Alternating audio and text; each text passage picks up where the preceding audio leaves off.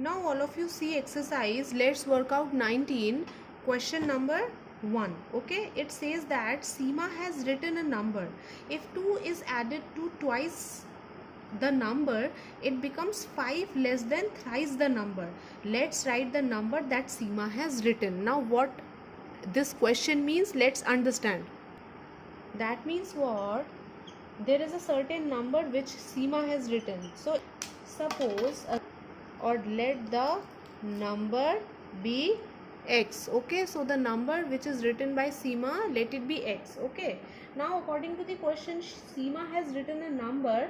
If 2 is added to twice of the number, that means according to the question, if 2 is added to twice of the number, 2 is getting added to twice of the number, that means 2 plus 2x, it will become 5 less than thrice the number. So what is thrice the number? 3x. So 5 less than thrice the number means minus 5. That means 3x minus 5.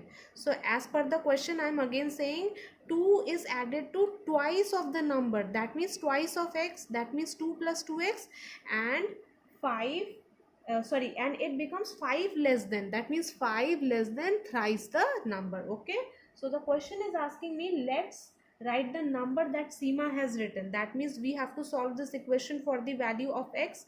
So it will be 2x minus 3x equals to minus 5 minus 2. Okay, because I am bringing all the variables at one side, all the constant at another side. So 2x minus 3x is equals to minus x, and minus 5 minus 2 is minus 7. Minus minus getting cancelled, I can say x is equals to 7. That means my number is 7. The number written by Seema is 7. Now see question number 2, all of you. Question number 2 says, let us write down integers such that 5 less than the sum of the numbers is equal to 11 more than twice of the second number. Let's find the 3 consecutive integers. What does it mean? That means the question says that the 3 numbers, they are the consecutive numbers. Okay, so if I say that let the numbers, let the 3 consecutive numbers be, let the first number be x. What do you mean by consecutive? One number after the another number. That means if first number is suppose 1, next number will be 2, next number will be 3. That means if this number is x, so 1 is getting added to the next number. Then again I can say that if 3 is the next number to 2, that means 2 is getting added to 1, that means x plus 2, isn't it? So in the similar way, I can say that if I presume that first number is x, next number will be x plus 1, third number will be x plus 2, isn't it? So the question is saying that let's write down 3 consecutive integers such that 5 less than the sum of the numbers. Sum of the numbers means x plus 1 plus x plus 2. So 5 less than the sum of the numbers is equal to 11 more than twice of the second number. What is second number? X plus 2. Twice of second number means 2x plus 1. So it is saying that 11 more than, that means plus 11. So as per the question, sum of the integers, 5 less than sum of the integers is equals to 11 more than twice of the second number. Okay, you have understood how these numbers have come. If one number is suppose x, the next number will be x plus 1, the third number will be x plus 2.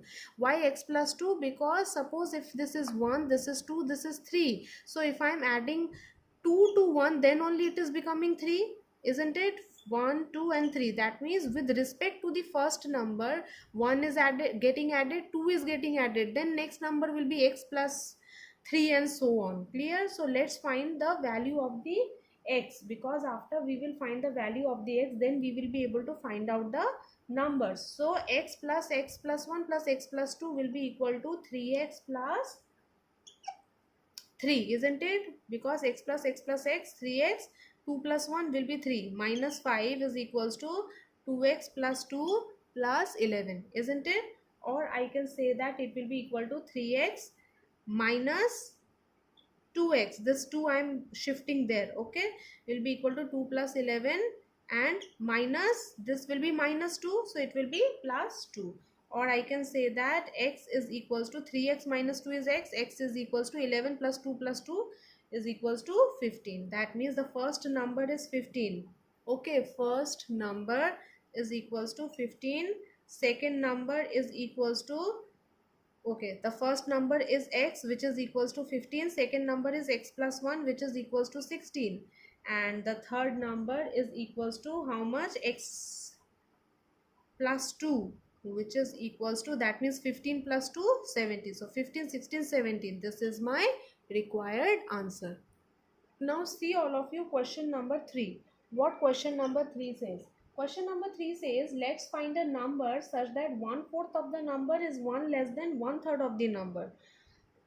So in these kind of question, we have to assume our question to be x. So let the number be x. This is the first thing which I have to do in the formation of equation questions. Okay, so let the number be x. Now let's come to the question. The question is saying that let us find the number such that 1/4 of the number, that means 1/4 of the number is 1 less than 1/3 of the number. This is my required question. Okay, so here I can say that, oh sorry, that means 1/4 of the number is equals to 1 less than 1/3 of the number. This should be my required equation. Okay, so it should be equal to x by 4 minus x by 3 is equals to minus 1, isn't it? Or I can say that x by 3, if I reverse the sign here, x by 3 minus x by 4 is equals to, it will be minus 1, minus minus are getting cancelled. I can write it down, x by 3 minus x by 4 is equals to 1. Clear? So I can say that if I take the LCM here, it will be 12. So 4x minus 3x is equals to 1, isn't it? Or I can say that x by 12 is equals to 1, or I can say that x is equals to 12. That means the number is 12. Clear? Now all of you see the next question, question number 4. It says that let us find the fraction whose denominator is 2 more than the numerator, and when 3 is added to the numerator and 3 is subtracted from the denominator, the fraction becomes equal to 7 by 3. Now this is very important and interesting question. What does it mean? It means that there is a fraction, okay? If I suppose that let the numerator of the fraction be x, the question is telling me that the denominator is 2 more than the numerator. This implies denominator will be x plus 2, isn't it? Because if I say that there is a numerator and denominator in a fraction, if I assume that numerator be x and denominator is 2 more than the numerator, that means it should be x plus 2. Now further it is saying that as per the question, when 3 is added to the numerator, okay, or before that, let us, I mean this implies our fraction will be x by x plus 2. This is my fraction.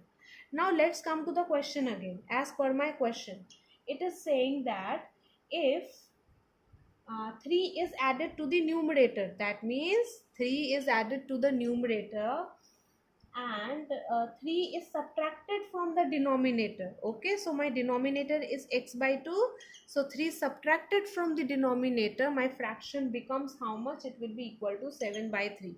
So what will be my required fraction? So to get the fraction, I have to find out the value of x first. So it will be 3 into x plus 3 equals to 7 into x plus 2 minus 3, isn't it?